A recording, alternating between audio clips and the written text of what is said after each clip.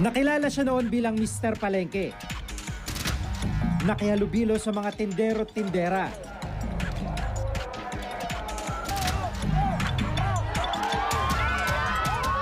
Nag-drive ng padyak maging sa kanyang kasal.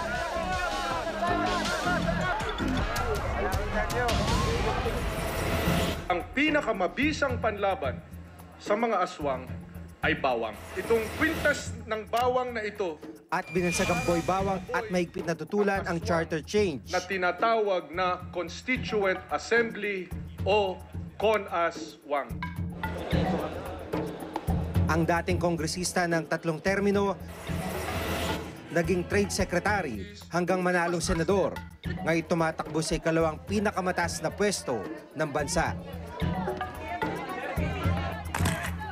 Sa likod ng kanyang mga patalastas, sino nga ba si Senador Mar Rojas? Chacha! Patayin ang Gloria Forever! Chacha na ito!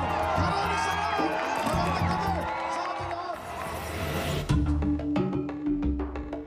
lahat! Nagmula sa De Buena Familia si Manuel Mar Araneta Rojas II. Ang angkan ng kanyang inang si Judy Araneta ang nagtatag at nagpaulad ng Araneta Center sa Cubao, Quezon City.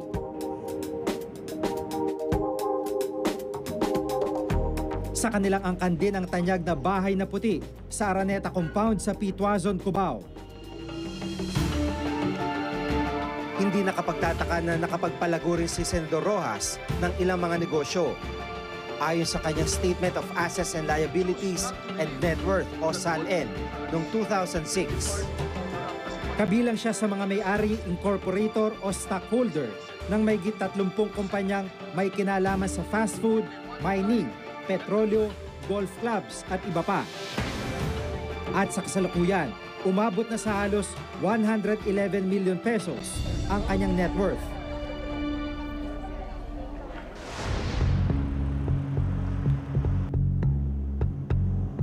Sa kanyang bahay sa Araneta Compound sa Cubao, makikita ang koleksyon ng mga paintings ni Manansala at iba pang tanyag na pintor.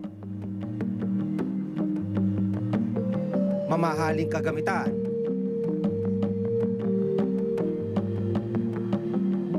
At koleksyon ng mga libro.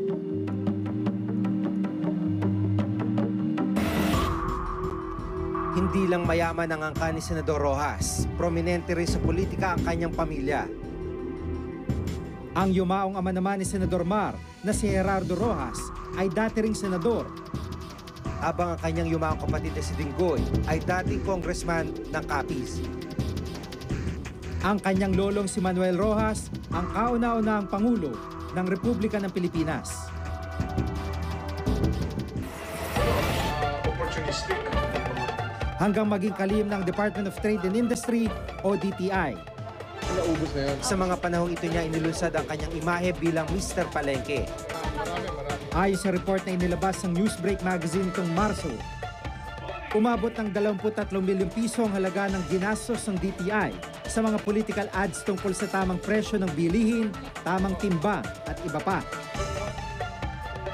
Tumatak ang imaheng ito at noong 2004 senatorial elections, pumalo sa number 1 si Senador Mar. Nakakuha siya ng 19 na milyong boto, pinakamalaking naitala sa kasaysayan ng politika sa bansa.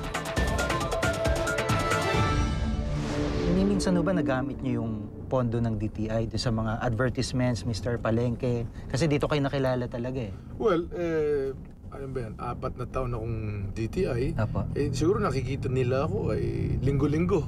Ay nasa sa palengke, chine-check ang presyo ng mga produkto, sinisiguro yung mga timbangan.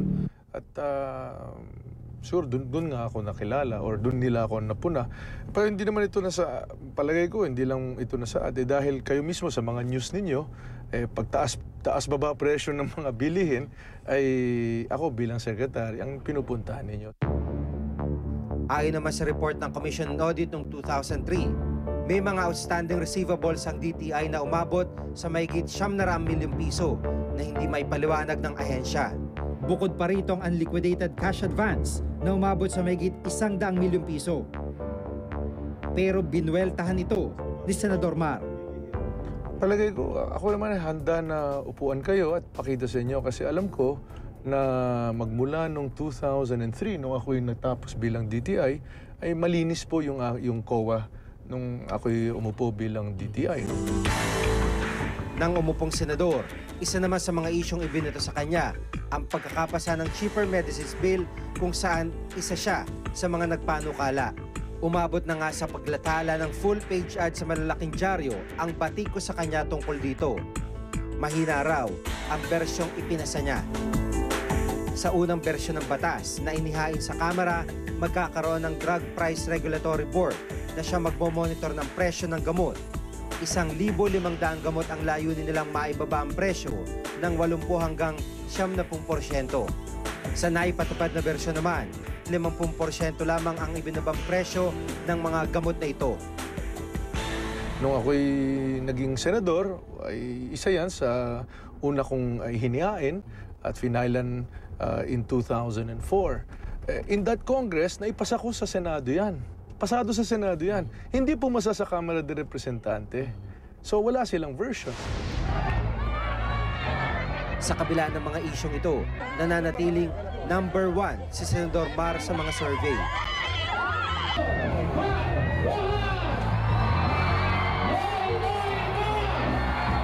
Ito yung isa sa mga rally ng Liberal Party dito sa San Pablo, Laguna, kung saan dinugog ng maraming tao. Ito yung meeting ni Senador Mar Rojas at Senador Noynoy Aquino. Hanggang doon po sa likuran. Maraming salamat po! Sa gabing ito, tinatayang nasa 3 hanggang 5,000 tao ang dumalo sa rally para sumuporta sa Liberal Party. Masigasig man ang pagkampanya at suporta ni Senador Mar kay Senador Noynoy Aquino, malayo ito sa una niyang hangaring tumakbo bilang Pangulo ng bansa.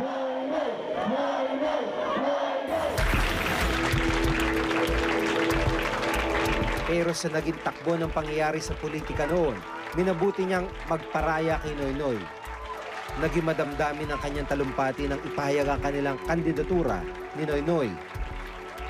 Tama na ang hanggang puro pangarap na lang. Gawin na natin. Ngayon,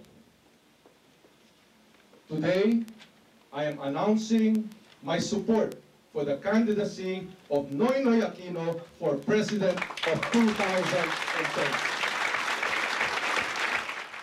Pero hindi nakaligtas sa punang ginawa niyang ito. May power sharing ba mangyayari sa inyo ni si Noynoy mananalo? Alam mo, Jiggy, iisa lang ang Pangulo. At ako, panatag ang kalooban ko na si Senador Noynoy Aquino ang magwawagi. No? Hindi lang ang kanyang pagsuporta kay Noynoy ang pinupukol sa kanya, maging ang kanyang kabiyak na si Corina Sanchez, batikang mamamahayag, hindi nakaligtas sa mga issue. Ano pong pakiramdam niyo na pati yung may bahay niyo, si Ma'am Corina, na kakaladkad sa mga issue o naiintriga din dito sa kampanya? Alam mo, Jiggy, sa totoo lang, ako mismo bilang mister niya, no, talagang galit na galit ako, nagpapanting talaga ang tenga ko, gano'n. I mean, pero siya na nga nag-a-adviso sa akin na wag na lang pansinin yan, sa kanyang pagtagal sa news at saka sa bilang journalist, alam niya na yung mga ganung hakbang, mga desperadong taktika na lang yun. Habang papalapit ang eleksyon, patuloy na umiinit ang mga batikos na ibinabato sa kampo ni Senador Mar. Magtutuloy-tuloy kaya hanggang sa araw ng eleksyon ang nangunguna niyang ranggo sa mga survey?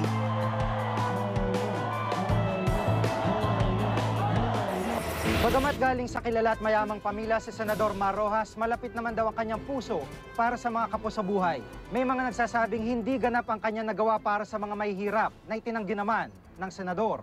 Nasa taong pagpapasya kung iluluklok siya sa Mayo bilang pangalawang pinakamataas na pinuno ng bansa. Ako si Jiggy Manicad at itong nakatala sa aking Reporter's Notebook.